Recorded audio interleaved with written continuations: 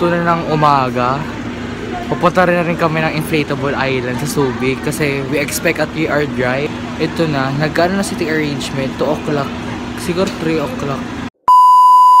For 3:30 na, dapat nga 3 o'clock alis na para mga 6 nandun na. Sige, okay guys, see you later!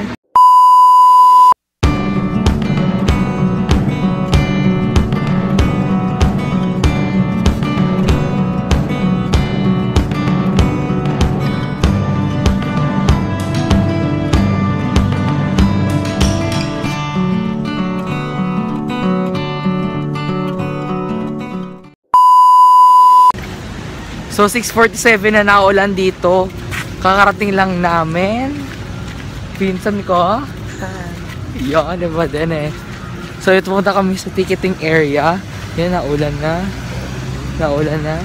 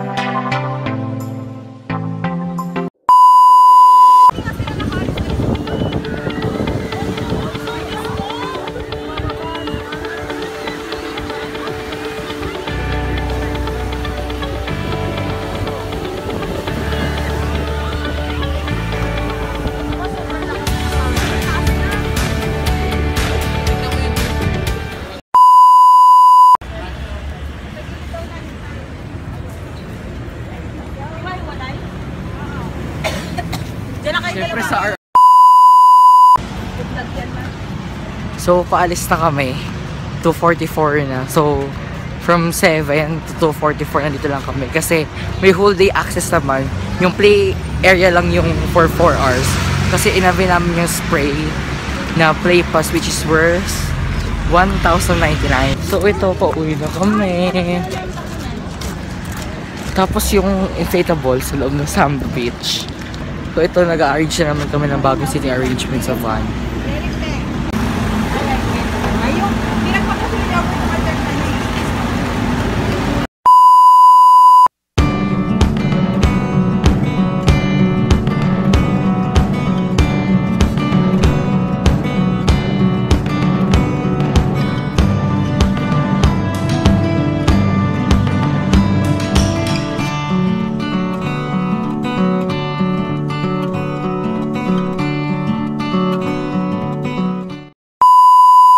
Tapos na yung Inflatable Island vlog. So, it's time for tips kung anong dapat gawin doon, kung anong kailangan para sulit yung experience, di ba?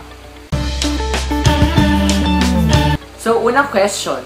Paano nga ba pumunta sa Inflatable Island sa Subic, Zambales, Olongapo? Ginamit namin Waze. As in Waze. Mapagkakatuwalad yung Waze kasi as in 3 hours na doon na kami. Kasi 3:30 kami umalis, 6:47 na doon na kami. Reliable yung way as in. Kaya mapagkatiwalaan. So, paano pumunta doon? Waze. Alahanin nyo yung mismong Inflatable Island na sa loob ng Samba Blue Water Resort. May parking naman sa loob. Pagdating namin doon, pumunta kami sa ticketing booth. Tapos, dala namin yung proof of purchase kasi kailangan yon para malaman na bumili talaga kayo ng ticket, di ba? Tapos, 100 pesos off yung ticket pag sa online nag-book kaysa walk-in. So, mas makakamura ka ng 100 pesos pag online ka nag-book. So, ano lang yung kailangan dalhin? Ang unang-unang kailangan yung dalhin, sunblock, sunblock, sunblock. Sunblock, sunblock, sunblock. As in, sunblock is life. Pag dumaan na kayo, yung araw, yung araw, yung araw, ang init talaga sobra. Kasi masusunog yung balat mo. Hindi talaga papantay yung kulay mo. So, kailangan talaga sunblock. Tapos next, kailangan dalhin syempre your swimming attire. Yung rash guard, kung shorts ka man, or leggings. Pero mas recommended leggings. Pag naka-shorts, sakit sa legs. As in. Leggings kasi may stitches yung mismo inflatable. Yung stitches na color white. Kadalasan, lagi kami nakaluhod. So, magagasgas yung balat mo doon sa mismong stitch. Masakit. So, kailangan naka-leggings. So, ang kailangan next na dalhin is pera. Kasi may iba naman sa mga kasama natin, kaya mga lola natin, lolo. Hindi sila mag-inflatable kasi sobrang tanda na nila, syempre. So, kailangan ng pera. Hindi siya inflatable pass, pero beach pass sa mismong Samba Beach. Pero hindi sila pwede pumasok sa Inflatable Island. So, yun yung kailangan talaga ng pera. Next, pwede ang pagkain sa labas. So happy na. So, yun, pwede magdala ng pagkain sa labas. Kaso, may core cage. Yung core cage is base sa kung ilang kayo. Kunyari, mga 5 lang kayo, siguro 500. Tapos, pero pag mas dami kayo, mga 2,000 yung core cage fee. So, ilalagay ko na sa description box below yung mismong rates ng mismong Samba Blue Water Resort. Pagdating namin, pinapunta agad kami sa orientation. Siyempre, nagpalit muna kami. So, orientation. Tapos, after ng orientation, may life jacket fitting. Tapos, after nun, pipicturean muna kayo bago kayo pumunta ng inflatable. Pipicturean kayo sa hilera ng mga floaters na Havaianas. Tapos, pipicturean yun. Tapos, ipiprint nila for souvenir. So, yung picture na yon is worth 100. Ganito siya. Ayan. 100. 100 lang siya. May certain booth naman, may certain place ng booth nila na puro pictures na ganito. Tapos meron pa sila special, mas bongga. Kaysa sa 100 na to, meron pa. Magnetic siya, yung sinilagay sa ref, yung may black. Yung pag dinikit mong gano'n didikit talaga. So 150 siya. Kung itong plain, 100, ito 150. So 50 pesos lang naman. Kung sobrang memorable ang picture, di pa magnet na yan, di ba? Kasi yan. Pag nakatuntong ka na, balance is key best. As in, B-A-L-A-N-C-E. Balance. Diyos ko, day. Pag wala kang ganun, wala ka na rin. Wala ka, kinain ka na inflatable. So, pagpasok mo doon, as in, unang-una pa lang, pagod ka na as in. As in, parang siguro 20 minutes pa lang, pagod ka na ganun. So, nire-recommend ko, or namin, na bilhin niyo yung splash na ticket pass for 2 hours lang. Kasi sobrang sulit yung 2 hours. Kasi pag nag 4 hours or soak, yung soak or which is whole day pass, pagod ka na, parang di mo masulit yung bayad mo. So pag 2 hours, okay na talaga siya. Parang may ikat mo na yung buong mismo inflatable island. So yon, pag 2 hours, okay na. Pag 4 hours, kung gusto nyo, kung adventurous talaga kayo kung 2 beses. Kasi kami, nila ate, ni Chrome, pati ni pinsan ko, 2 beses kami umuli. Pero para sa akin, kung kayo bahala, kung okay lang go for 2 hours, 4 hours, o whole day. So kayo naman bahala. Pero pag whole day, di talaga kaya, guys. Sayang pera. Mas okay na mag 4 hours ka 2 hours kaysa mag whole day ka. Di mo masusulit, di sulit yung pera mo, di ba? Tapos, na-observe lang namin na mas mabuti ng umaga kayo mag-inflatable para mas safe siguro. Na-observe namin na pag umaga, wala pang masyadong alon. As in, okay lang. Pero nung hapon, sobrang alon. As in, sumasabay na yung mismong inflatable sa mismong alon. Kaya wala na nakakatayo sa inflatable. So, para for us, we recommend na umaga kayo pumunta para hindi pa siya masyado maalon. Para mas ma-enjoy nyo. Kaysa yung di na kayong nag-i-enjoy kasi natakot kayo sa malaking alon. As sobrang laki niya talaga. Tapos yon, bago kayo umuwi, may makita kayo sa gilid-gilid na mga souvenir. Tapos may binili ako ni mama ng coin bank. Tapos yung coin bank niya 50 pesos, gawa siya sa bamboo, gawa ng mga katutubo doon sa Sambales. Nakakatuwa nga kasi may ganon sila. Tapos gato siya, oh. Ayan. O, di ba may laman na? Kaso piso-piso lang yan. May isa lang na negative, kasi hindi naman sobrang negative, pero medyo lang. Kasi di ba sabi whole day pass sa Samba Beach, sa Bali Lounge at sa Floating Zoo. Kasi Floating Zoo, yung mga floaters sa unicorn, na sleepers, na dragon. Kaso yung Floating Zoo wala. Parang di sila nagbomba. Pagkatapos yung panoorin itong video na to, huwag nyo kakalimutan mag-like, pag-love na love nyo itong video na to, mag-comment for any suggestions, and subscribe para lagi kang updated sa vlog ko. This is Robert, and I'm signing off.